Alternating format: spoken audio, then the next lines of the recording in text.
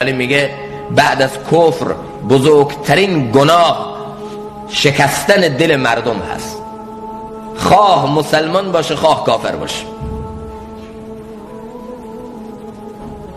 حضرت مولانا دکتر عبدالحی رحمت الله تعالی علیه که از بزرگان معاصر هستن، ایشون میفرمند دل رو نشکنین، چون ممکنه اون دل محل تجلی خدا باشه، محل محبت الله باشه. گاهی وقتا دل یک مسلمان رو شکستن اینقدر سخته که اگر تیشه برداری به کعبة الله بزنی اینقدر سخت نیست که دل یک مسلمان رو بشکن.